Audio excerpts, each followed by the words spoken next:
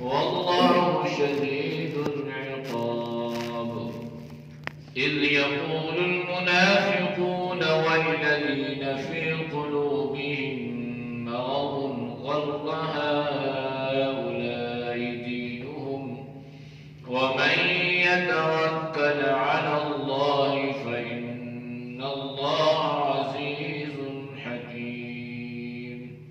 صدق الله العظيم. ترجمہ: وَإِذْ اور جب زینا مزین کیے لہم ان کے لیے الشیطان شیطان نے اعمالہم ان کے اعمال ان کے کام وقال اور کہا لا غالب کوئی غالب نہیں آئے گا لکم تمہارے لیے الیوم آج کے دن من الناس لوگوں میں سے وانی اور بے شک میں جار لکم تمہارا پڑوسی ہوں یا تمہارا حمایتی ہوں. فلما پس جب تراءت الفئتان دیکھا دو جماعتوں کو ناکسا پھرا علی عقبیہ اپنی ایڑیوں پر وقال اور کہنے لگا انی بریء بے شک میں بری ہوں بیزار ہوں الگ ہوں منکم تم سے انی ارا بے شک میں دیکھتا ہوں ما وہ چیز لا ترون جو تم نہیں دیکھتے انی اخاف اللہ بے شک میں ڈرتا ہوں اللہ سے واللہ شدید العقاب اور اللہ سخت عذاب دینے والا ہے. اذ یقول المنافقون جب کہنے لگے منافق والذین اور وہ لوگ فی قلوبہم ان کے دلوں میں مرض روگ تھا بیماری تھی غرہ دھوکہ دیا ہؤلاء ان لوگوں کو دینہم ان کے دین ومن اور جو شخص یتوکل بھروسہ رکھے علی اللہ اللہ پر فإن اللہ پس بے شک اللہ عزیز حکیم زبردست حکمتوں والا ہے. آیات کا ما قبل آیات کے ساتھ ربط اور تعلق یہ ہے کہ اللہ نے اہل ایمان کو اس بات کا حکم دیا ہے کہ جب تمہارا کافروں سے مقابلہ ہو جائے تو پھر ان کے مقابلے میں ثابت قدم بھی رہنا ہے اور جرأت بہادری اور جسارت سے ان کے ساتھ لڑنا بھی ہے اور ساتھ ساتھ رجوع الی اللہ یعنی اللہ کو یاد بھی کرنا ہے. پھر اللہ نے اہل ایمان کو کامیابی کا نسخہ بتایا کہ ایمان والے کب کامیاب ہوتے ہیں. فرمایا کہ ایمان والوں کی کامیابی کی ضمانت اللہ اور اللہ کے رسول کی اطاعت میں ہے اور دوسری چیز یہ ہے کہ آپس کے نزاع آپس کے جھگڑے جد و جدال ان ساری چیزوں کو چھوڑ دیں اور استقامت اختیار کیے رکھیں تو کامیابی ہوں گے اور اللہ کافروں کے مقابلے میں فتح بھی عطا فرمائے گا. چونکہ یہ باتیں غزوہ بدر کے ضمن میں اللہ نے بیان فرمائی ہیں تو اللہ نے اہل ایمان کو اس چیز سے بھی منع فرمایا کہ جس طرح کافر اپنی دولت پر اپنی طاقت پر اپنے لشکر پر اتراتے ہیں تکبر کرتے ہیں غرور کرتے ہیں تم نے ایسا نہیں کرنا.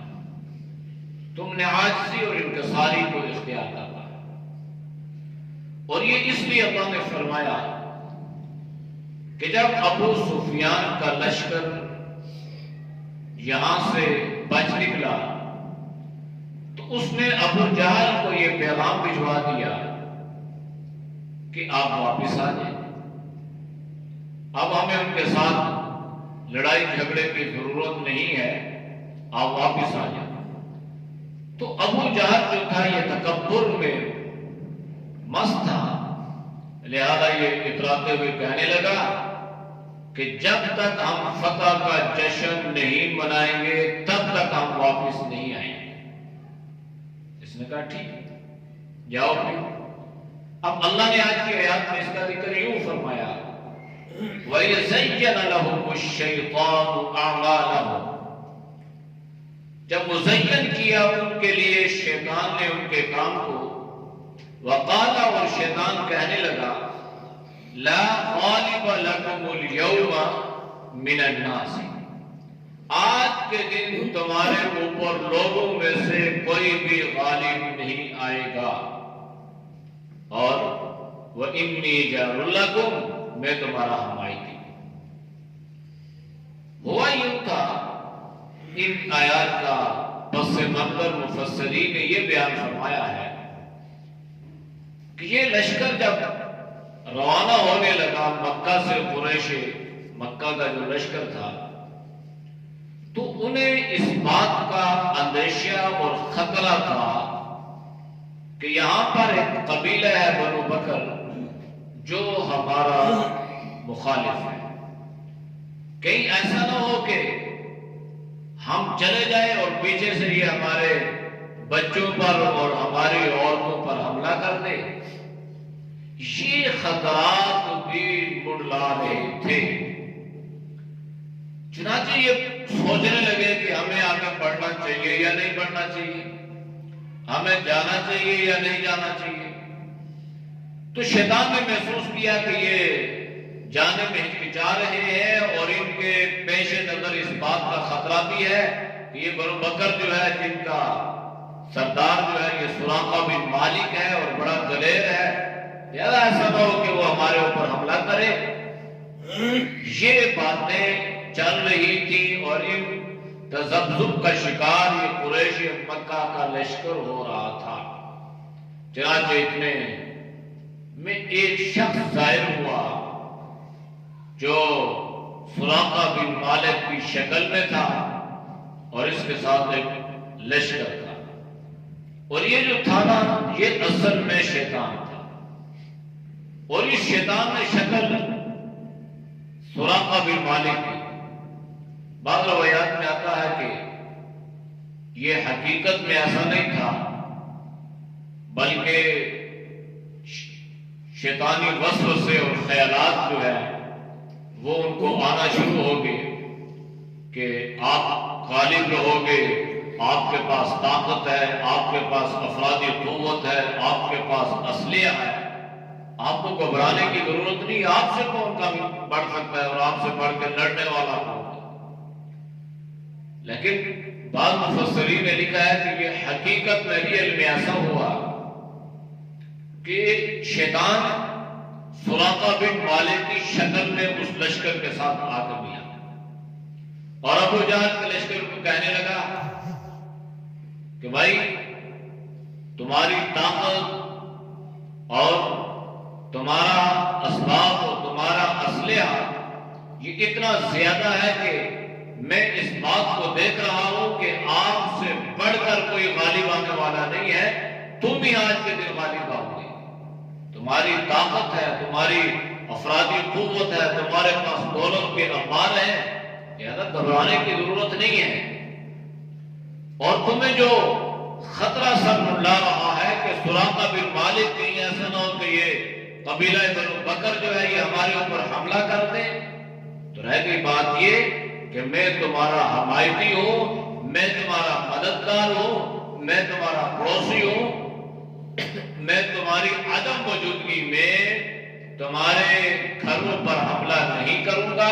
نہ تمہارے بچوں کے ساتھ نہ تمہاری عورتوں کے ساتھ کوئی زیادتی ہوگی، لہذا تمہیں بڑی طاقت سے بڑی جرأت سے جانا چاہیے اور جا کر مسلمانوں کی سرکوبی کے لیے کوئی لائحہ عمل اختیار کرنا چاہیے۔ اب شیطان نے ان کو برانگیختہ کیا، شیطان نے ان کی ہمت بڑھائی۔ اب یہ جو شیطان تھا اب یہ کرتے کرتے ابو جہل کا لشکر پہنچ گیا۔ اب یہ رات کب کھلا؟ یہ رات کب کھلا کہ جب عین لڑائی کے وقت بدر سے سراقہ بن مالک بھاگنے لگا تو اس سے کہنے والوں نے کہا کہ تم نے تو ہم سے بڑے وعدے وعید کیے تھے اور ہماری بڑی ہمتیں بدوائی تھی، اور آج عین لڑائی کے وقت شباب جنگ کے وقت تم پیٹ پھیر کے بھاگنا چاہتے ہو؟ ایسا تم ہرگز نہ کرو، تم ذلیل ہو جاؤ گے، تم بدنام ہو جاؤ گے، تمہیں چھوڑا نہیں جائے گا، ایسا مت کرو۔ اس نے کہا تم نے جو کرنا ہے کرو، میں تو جا رہا ہوں۔ لہذا یہ تو بھاگ گیا۔ اب یہ لشکر جب واپس مکہ میں ہے نا تو ابو جہل نے سراقہ کو پکڑ لیا۔ بھائی پہلے تو ہم سے بڑے وفائیں نبھانے کے وعدے کیے تھے، اور عین لڑائی کے وقت ابو جہل کو خیر وہ تو ادھر قتل ہو گیا تھا، اس کے لشکر میں جو ساتھی ان کے کفار اور مشرکین منافقین میں سے واپس آئے تھے نا، انہوں نے پکڑا کہ آپ نے تو ہمارے ساتھ اتنی بڑی زیادتی کی، ہمارے 70 سرداروں کو تم نے مروا دیا اور 70 ہمارے وہاں پر قیدی بن کے رہ گئے۔ تو یہ بیچارہ حیران پیش ہوا کہ بھائی میں تو کب تمہارے پاس آیا تھا، میں نے کب تمہارے ساتھ وعدے کیے تھے،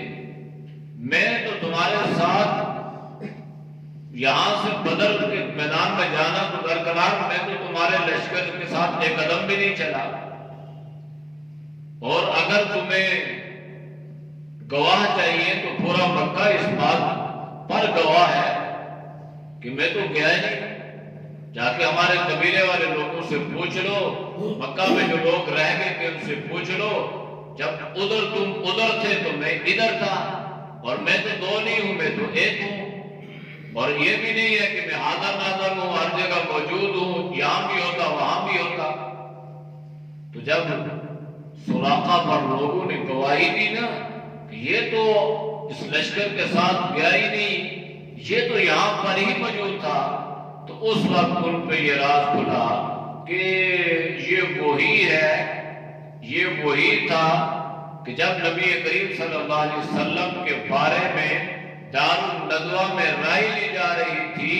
کہ حضور علیہ السلام کے ساتھ کیا معاملہ کیا جائے، ان کفار مکہ نے آپ صلی اللہ علیہ وسلم کے خلاف جو اجلاس طلب کیا تھا، جو میٹنگ بلائی تھی نا، تو اس میں یہ شیطان شیخ نجدی کی صورت میں آیا تھا، بزرگ کی صورت میں آیا تھا، اور اس نے ہر اس رائے کو ٹھکرا دیا جو رائے کمزور تھی، اور اس نے اس رائے کو پسند کیا تھا کہ آپ صلی اللہ علیہ وسلم کو قتل کر دیا جائے۔ تو اب لوگوں کو یہ بات سمجھ میں آئی کہ یہ وہی شیطان لعین مردود تھا جو اس وقت بھی ہمارے ساتھ جس نے دھوکہ کیا، اور عین جنگ کے وقت غزوہ بدر میں بھی اس نے ہمارے ساتھ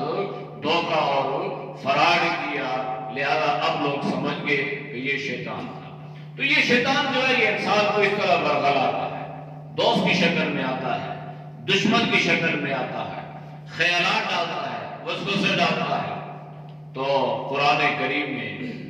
اللہ نے اس کا ذکر فرمایا ہے کہ جب لوگ قیامت والے دن اس کو پکڑیں گے نا، بھائی تم نے ہمیں برگلایا، تم نے ہمیں گمراہ کیا، تمہارے کہنے پہ ہم تمہارے پیچھے چلتے رہے۔ تو قرآن کریم کی آیات میں یہ بات موجود ہے کہ اس وقت شیطان اپنی ان لوگوں سے برات کا اعلان کرتے ہوئے یہ کہے گا کہ اللہ یہ وہی لوگ ہیں جنہوں نے تیرے سچے وعدوں پر یقین نہ کیا اور میرے جھوٹے وعدوں پر انہوں نے یقین کر لیا، لہذا اس میں میرا کوئی قصور تو نہیں ہے، میں نے کسی پر کوئی زبردستی تو نہیں کی، میں کسی کو ہاتھ سے پکڑ کے تو نہیں لایا، میں کسی کو باندھ کے تو نہیں لایا تھا، میں خیال لاتا رہا جس طرح اللہ تو ان کو بتلاتا رہا تیری سچی باتوں پہ وعدہ وعیدوں کو یہ نظر انداز کرتے رہے اور میری لالچوں اور میری حرص و حوث اور میں جو انہیں خواہشات جو ہے وہ بتاتا یہ اس پر عمل کرتے رہے، لہذا میرا کوئی قصور نہیں ہے، تو شیطان ان سے اس وقت بھی برات کا اعلان کرے گا۔ تو اس طرح شیطان جو ہے یہ انسان کو گمراہ کرتا ہے۔ تو اللہ نے اس کا ذکر یوں فرمایا کہ شیطان نے ان کے لیے ان کے کام کو بڑا مزین کیا، ان کے اعمال، ان کے اسباب، ان کی افادی قوت، مال، کہنے لگا تمہارے پاس بڑا مال ہے۔ قرآن کریم میں اللہ نے وَزُيِّنَ لِلنَّاسِ حُبُّ الشَّهَوَاتِ مِنَ النِّسَاءِ وَالْبَنِينَ وَالْقَنَاطِيرِ الْمُقَنطَرَةِ مِنَ الذَّهَبِ، یہ ساری چیزیں اللہ نے گنوائی ہے نا، تو شیطان دنیا جو ہے نا یہ بڑی خوبصورت بنا کر یہ انسان کے سامنے پیش کرتا ہے اور پھر اس میں انسان کو پھنسانے کی کوشش کرتا ہے تاکہ انسان دنیا ہی کا مان کے رہ جائے۔ جو اصل اس کا ٹارگٹ، جو اصل اس کا مشن ہے کہ لوگوں کو گمراہ کرنا ہے، اللہ سے دور کرنا ہے اور ان کو اس بات پہ آمادہ کرنا ہے اور اس کے لیے تیار کرنا ہے کہ وہ لوگ میری اتباع کریں اور اپنے نبی کی اتباع پہ یا اللہ کے احکامات پہ وہ نہ جائیں، ان کو نظر انداز کرتے رہے۔ تو شیطان کی ساری محنت، اس کی دائرہ کار جو ہے وہ اس کے ارد گرد گھومتا ہے۔ وقال، اور شیطان نے ان سے کہا لا غالب لکم اليوم من الناس، آپ طاقتور ہو نا، دولت آپ کے پاس ہے، طاقت آپ کے پاس ہے، افراد آپ کے پاس ہیں، اسلحہ آپ کے پاس ہے، اونٹ آپ کے پاس ہیں، خچریں آپ کے پاس ہیں، گھوڑے آپ کے پاس ہیں، نیزے آپ کے پاس ہیں، یہ سارا جنگی سامان آپ کے پاس ہے، تو آپ سے بڑھ کے کسی کی کوئی شان اور شوکت ہے؟ کوئی طاقت کوئی نہیں ہے۔ لہذا میں یہ دیکھ رہا ہوں کہ میں آپ کو غالب ہوتے ہوئے دیکھ رہا ہوں اور آپ غالب آؤ گے۔ وَإِنِّي جَارٌ لَكُمْ، اور آپ کا جو خوف ہے نا کہ بنو بکر جو ہے یہ ہمارے اوپر حملہ کرے گا، اٹیک کرے گا اور اس طرح ہماری بچوں کی زندگیاں اور ہماری عورتوں کی عزت داؤ پہ لگ جائے گی، تو اس بارے میں بے فکر ہو کے جاؤ، میں تمہارا حمایتی ہوں، میں تمہارا پڑوسی ہوں، میں تمہارا خیال کروں گا۔ پڑوسی ہوگا نا جیسا بھی ہو تو دوسرے آدمی کا خیال اور دین کرتا ہے، تو شیطان نے اس سے کہا کہ میں تمہارا پڑوسی ہوں، میں ہرگز تمہارے ساتھ یہ سلوک نہیں کروں گا۔ تو پڑوسی جو ہے نا اس کی بڑی زیادہ اہمیت ہے، پڑوس پر رہنا، پڑوس کے حقوق کو ادا کرنا، پڑوس کا خیال کرنا، ان کے دکھ درد میں شریک ہونا، اس کی شریعت نے بڑی اہمیت بیان کی ہے۔ اور آپ نے یہ حدیث بار بار سنی ہوگی کہ اللہ کے نبی نے فرمایا کہ جبریل امین نے مجھ سے پڑوسی کے حقوق کے بارے میں اس قدر تاکید کی کہ میں یہ خیال کرنے لگا، گمان کرنے لگا کہ شاید پڑوسی کو وراثت میں سے حصہ بھی دیا جائے گا، جس طرح ورثاء کو حصہ ملتا ہے شاید پڑوسی کو بھی اس سے حصہ ملے۔ اتنی زیادہ اہمیت، اتنی فضیلت اللہ کے نبی صلی اللہ علیہ وسلم نے بیان فرمائی ہے۔ فَلَمَّا تَرَاءَتِ الْفِئَتَانِ، جب مسلمانوں کا لشکر اور یہ لشکر آمنے سامنے ہوا اور آپس میں ان کی لڑائی شروع ہوئی، تو نَكَسَ عَلَىٰ عَقِبَيْهِ، یہ شیطان الٹے پاؤں پھرنے لگا، پیٹ پھیر کے یہ بھاگا اور وقال، اور کہنے لگا انی بریء، بے شک میں بری ہوں، الگ ہوں، بیزار ہوں، جدا ہوں، منکم، تم میں سے، یعنی اب میرا تمہارے ساتھ کوئی تعلق نہیں ہے، میں نے تمہیں جس طرح ممکن تھا یہاں لانا تھا سو میں اپنے مشن میں کامیاب ہو چکا ہوں۔ میرا مشن یہ تھا کہ تم دونوں کو آپس میں ٹکرایا جائے، تمہارا بھی نقصان ہو، ان کا بھی نقصان ہو، اور میں اپنے مشن میں کامیاب ہو گیا۔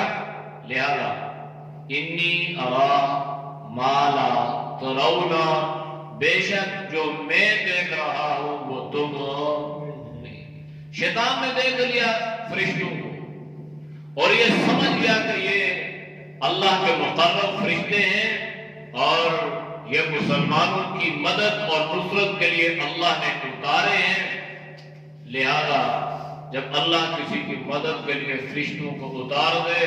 تو شیطان کی کوئی طاقت، کوئی شیطانی قوت جو ہے اس کا مقابلہ نہیں کر سکتی۔ تو یہ کہنے لگا انی ارا ما لا ترون، جو کچھ میں دیکھ رہا ہوں وہ تم نہیں دیکھتے۔ میں مسلمانوں کے لشکر کو دیکھ رہا ہوں، میں اللہ کی مدد اور اللہ کی نصرت کو دیکھ رہا ہوں کہ مسلمانوں کے ساتھ شامل حال ہے۔ اور صورتحال یہ ہے انی اخاف اللہ، میں اللہ سے ڈرتا ہوں۔ یہ جو اللہ سے ڈرنا تھا نا، اس سے مراد یہ نہیں ہے کہ جیسے مسلمان اللہ سے ڈرتا ہے کہ گناہوں کو چھوڑ دے۔ اس سے ڈر اس بات کی تھی کہ پہلے میرے ساتھ جو حشر ہوا وہ تو ہوا ہی ہوا، اب اگر میں ان کے ساتھ شامل ہو کے لڑا تو کہیں ایسا نہ ہو کہ اللہ کے مقرر فرشتے مجھے اپنی گرفت میں لے لیں، مجھے پکڑ لیں، اور میرا جو داؤ تھا، مجھے جو مہلت دی گئی تھی، میں جو ہے اس سے قاصر ہو جاؤں اور مجھے گرفتار کر لیا جائے یا مجھے پکڑ لیا جائے یا میرے اوپر کوئی اور اللہ کا عذاب اتر جائے۔ اس لیے اس نے یہ کہا انی اخاف اللہ، اس معاملے میں اللہ سے ڈرتا ہوں، اللہ کا خوف ہے۔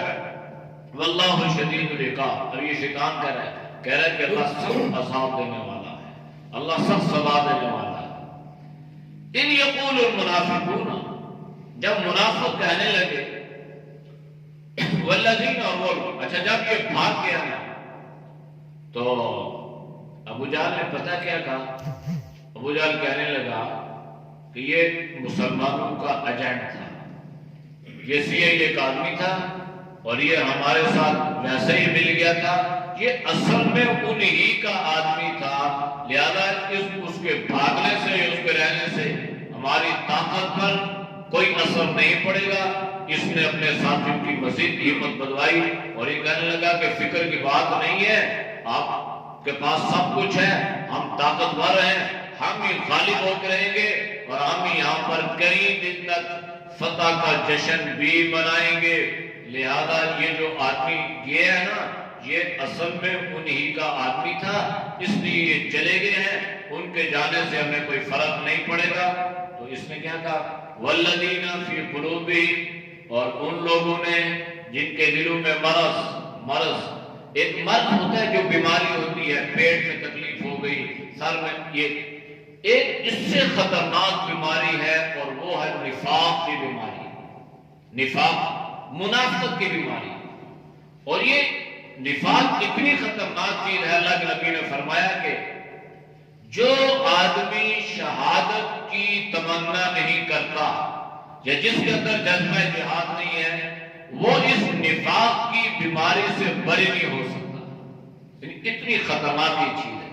شوق شہادت سے اور جذبہ جہاد سے جو ہے اللہ اس نفاق کی بیماری سے حفاظت فرماتے ہیں۔ اور یہ بڑی خطرناک بیماری ہے،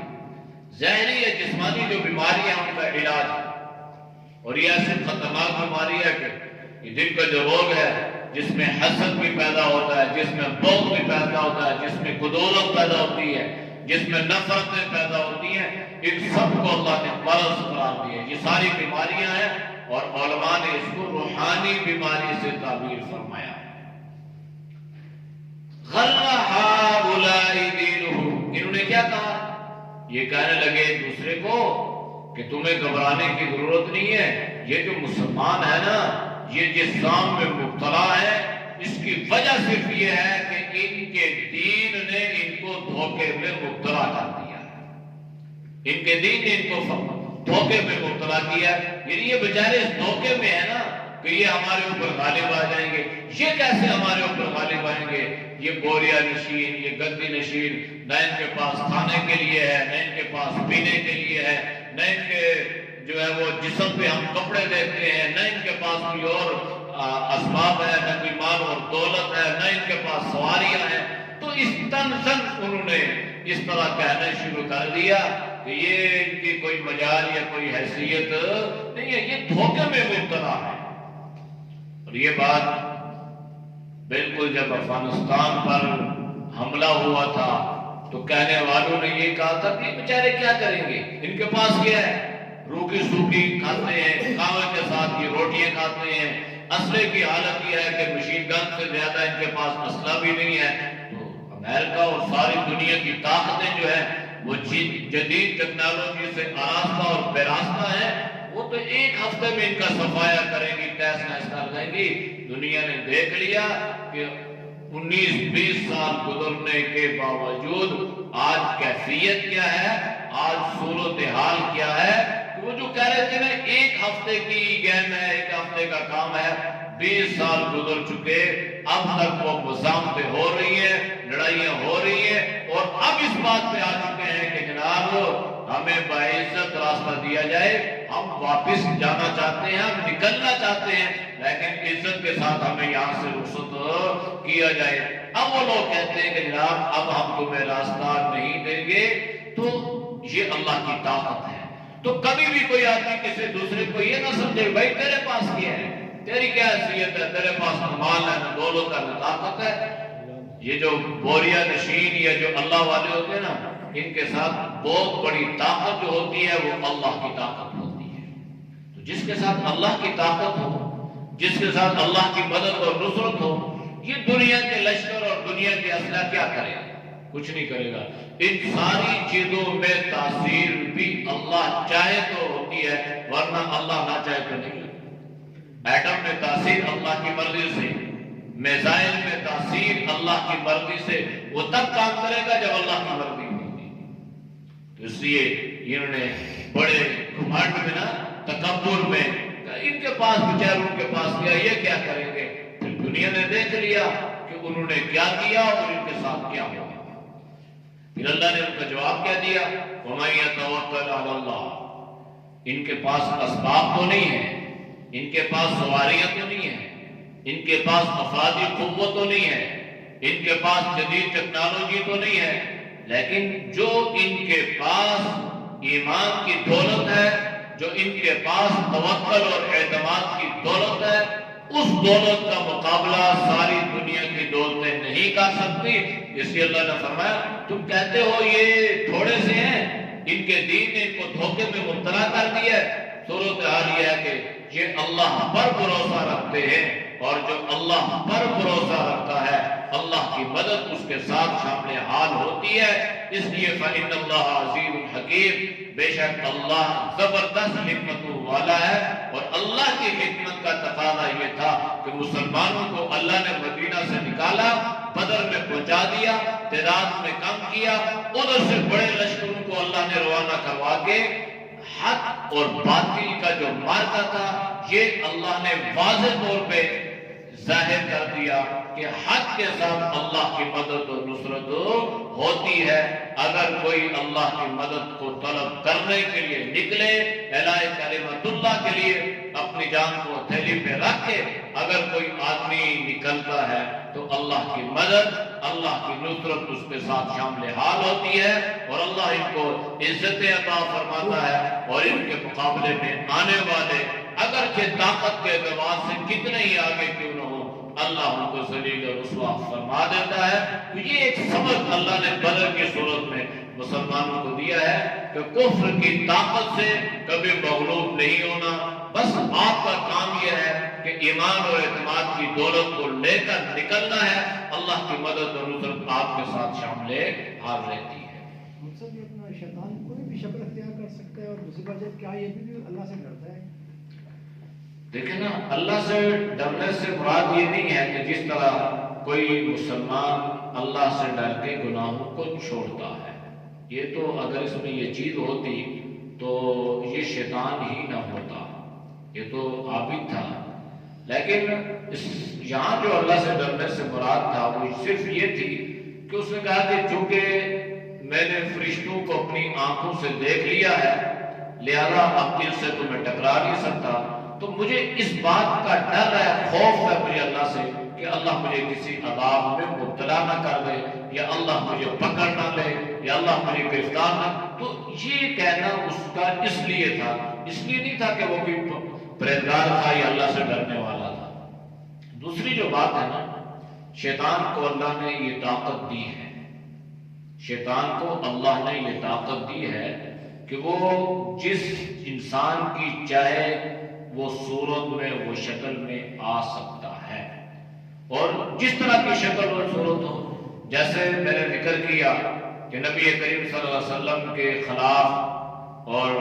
تمام احادیث کی کتابوں میں یہ روایات موجود ہیں، اور قرآن کریم کی تفسیر میں وَإِذْ يَمْكُرُ بِكَ الَّذِينَ كَفَرُوا لِيُثْبِتُوكَ أَوْ يَقْتُلُوكَ أَوْ يُخْرِجُوكَ. جب یہ رائے دی جا رہی تھی نا تو اس وقت دروازے پہ دستک ہوئی، دروازے پہ کوئی من بالباب. تو اس نے کہا کہ بھائی میں نے سنا ہے کہ آج تم، اس نے تو بدتمیزی سے کہا ہوگا کہ آج تم محمد رسول اللہ کے خلاف کوئی منصوبہ بنانے لگے ہو، تو میں سمجھتا ہوں کہ آپ کی اس رائے میں، منصوبے میں میں بھی شریک ہو جاؤں، شاید میں بھی کوئی رائے لوں. تو لوگوں نے سمجھا کہ شکل و صورت سے تو یہ بڑا کچھ بزرگ لگ رہا ہے، تجربے کار لگتا ہے، جیسا کوئی سفید رشت بزرگ بڑا کسی آدمی کو کوئی رائے دیتے ہیں نا تو آدمی کہتا ہے کہ یہ بزرگ آدمی ہے، تجربے کار آدمی ہے، تو اس کی رائے میں کچھ وزن ہو سکتا ہے. تو لوگوں نے کہا ٹھیک ہے. جب یہ آیا تو رائے چلی، اپنے اپنے مشاورت ہونے لگی. کسی نے کہا کہ بھائی ان کو قید کر دیا جائے، اس نے کہا نہیں، اگر قید کرو گے تو ان کی خوشبو ایسی ہوتی ہے کہ جہاں ان کو لے کے جاؤ گے ان کی خوشبو سے ان کے دیوانے پروانے مستانے اندازہ لگا لیں گے کہ اللہ کے نبی یہاں پر موجود ہیں. اچھا جی جلا وطن کر دیں. تو اس نے رائے دی کہ اگر جلا وطن کرو گے تو یہ جہاں بھی جائیں گے لوگ ان کے ارد گرد جمع ہو جائیں گے، پھر ایک طاقت اختیار کر لیں گے اور پھر تمہارے اوپر تمہارے لیے خطرے کا باعث بن جائیں گے. تو اس کی یہ رائے پسند، ہاں ٹھیک، پھر کیا قتل کر دیا جائے. اس نے کہا ہاں سب سے بہترین. تو اس وقت بھی ایک شیخ نجدی کی صورت میں، یعنی ایک بزرگ کی صورت میں وہاں پر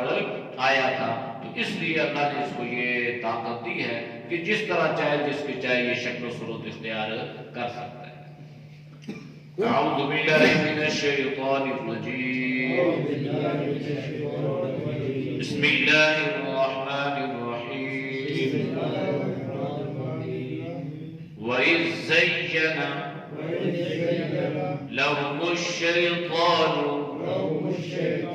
أَعْمَالَهُمْ وَقَالَ لَا غَالِبَ لَكُمُ الْيَوْمَ مِنَ النَّاسِ وَإِنِّي جَارٌ لَكُمْ فَلَمَّا تَرَاءَتِ الْفِئَتَانِ نَكَصَ عَلَى عَقِبَيْهِ وَقَالَ إِنِّي بَرِيءٌ مِّنكُمْ إِنِّي أَرَى مَا لَا تَرَوْنَ إِنِّي أَخَافُ اللَّهَ وَاللَّهُ شَدِيدُ الْعِقَابِ. إِذْ يَقُولُ الْمُنَافِقُونَ وَالَّذِينَ فِي قُلُوبِهِم مَّرَضٌ غَرَّ هَٰؤُلَاءِ دِينُهُمْ وَمَن يَتَوَكَّلْ عَلَى اللَّهِ فَإِنَّ اللَّهَ عَزِيزٌ حَكِيمٌ. شیطان صرف نبی کریم صلی اللہ علیہ وسلم کی شکل نہیں اختیار کر سکتا. حدیث میں اللہ کے نبی نے فرمایا کہ جس نے مجھے دیکھا اس نے مجھے ہی دیکھا، اس لیے کہ میری صورت میں میری شکل میں شیطان نہیں آ سکتا. تو اسے معلوم ہوا کہ صرف نبی علیہ السلام کی شکل و صورت اختیار نہیں کر سکتا، اس کے علاوہ جس کی چاہیے کر سکتا ہے. الحمدللہ رب العالمین والعاقبۃ للمتقین والصلاۃ والسلام علی رسول کریم. یا اللہ ہم سب کے سجدہ میں رحم کو معاف فرما، گناہوں سے حفاظت فرما. یا اللہ نیک اعمال کی توفیق نصیب فرما. یا اللہ برے اعمال سے تو سب کی حفاظت فرما. یا اللہ تو ہم سب کو نفس کے شر سے، شیطان کے شر سے اللہ بالخصوص ہم سب کی حفاظت فرما. یا اللہ پوری امت کی حفاظت فرما. یا اللہ جتنے دوست بزرگ تیری رضا کے لیے درس قرآن سنتے ہیں اللہ ان کے سننے کو قبول فرما. یا اللہ ہم سب کی جان مال ایمان میں صحت میں اللہ خوب برکتیں عطا فرما. ہر پریشانی مصیبت سے، ہر بیماری سے اللہ تو ہم سب کی حفاظت فرما. صلی اللہ تعالی علی نبی وعلى آله وصحبه أجمعين برحمتك يا أرحم الراحمين.